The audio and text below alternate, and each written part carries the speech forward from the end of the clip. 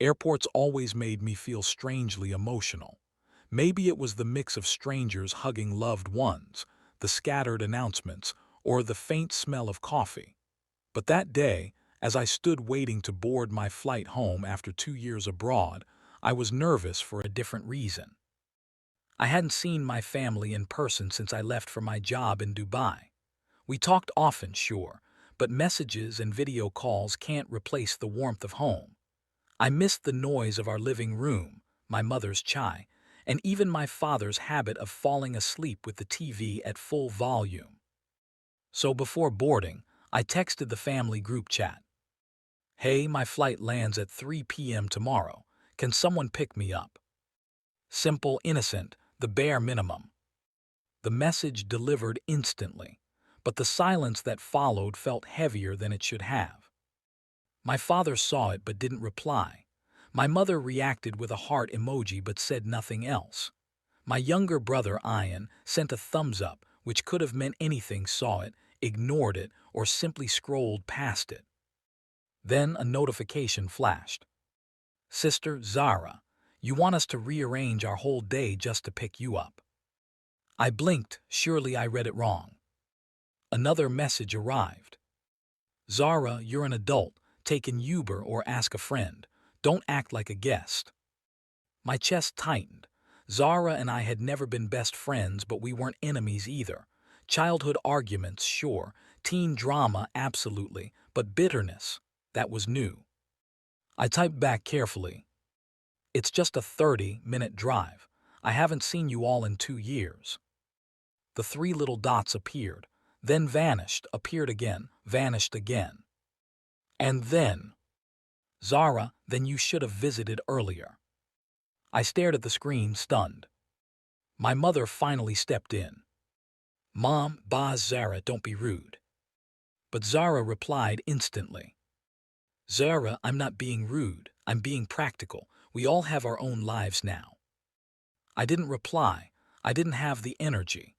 The gate agent called for boarding, and I walked down the jet bridge feeling more distant than ever. The landing. The next day, as my plane touched down, I still hadn't heard anything from the family. The airport PA system announced arrivals, but all I could think about was Zara's sharp, cold messages. Was I really asking for too much? I walked through immigration, collected my bags, and stepped outside into the crisp afternoon air. My phone buzzed. "Ian, I can't come, have class." Another message. "Dad stuck at work." Nothing from Mom, nothing from Zara. I pulled my suitcase to the curb, feeling more alone than I had in Dubai. Fine, I told myself. I would book a ride. It wasn't a big deal. But before I could tap the app, a familiar old silver Corolla pulled up. The window lowered. "Get in," my mother said. I blinked back sudden tears. "Amy, why didn't you message?" "I didn't want to fight in the group," she sighed. "And I knew you'd be expecting at least one person to show up." I placed my bags in the trunk and got in. Her eyes softened as she studied me. "You've lost weight." "You always say that," I laughed weakly. "And you always do," she replied. But as she drove, her jaw tightened. "You know," she said, "Zara has changed a lot. I'm sorry you had to see that." "What happened?" I asked quietly. "She's bitter, angry, mostly at herself, but she points it at others. When you left, she expected life to go differently for her. Your success makes her feel small, even though it shouldn't." I frowned, but I never. She knows, but feelings aren't logical. We drove the rest of the way in silence. Home, but not really. The moment I walked through the door, it felt strange. Not bad, just different. Ian waved from the living room, textbooks open. "Yo," he said, like I had come home from college, not after 2 years abroad. Dad came down the stairs, greeted me warmly, then went right back to his phone call.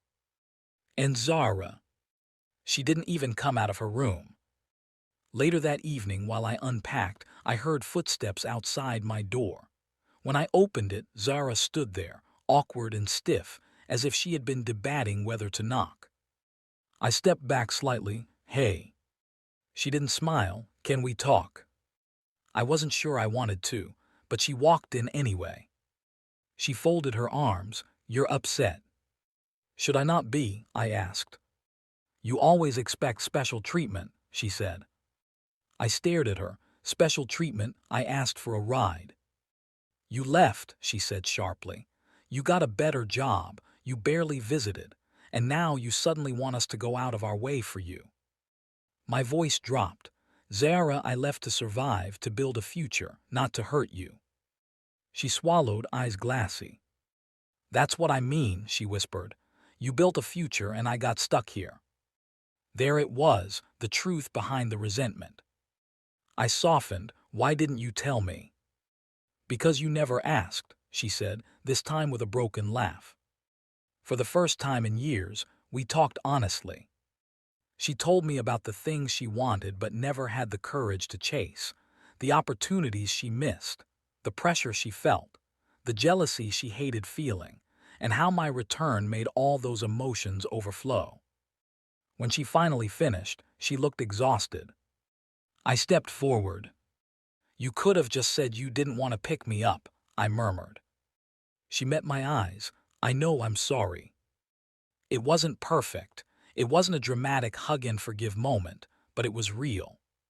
Sometimes family wounds don't heal instantly. They reopen first. Later that night, before going to bed, I checked the family group chat. A new message from Zara had appeared. Zara picked up my brother today. Sorry for what I said earlier. It won't happen again. My heart warmed. And then from Ian. Ian, next time I'm coming, I swear. Dad reacted with a heart. Mom sent 5 heart emojis. I typed, good to be home. And for the first time since landing, I meant it.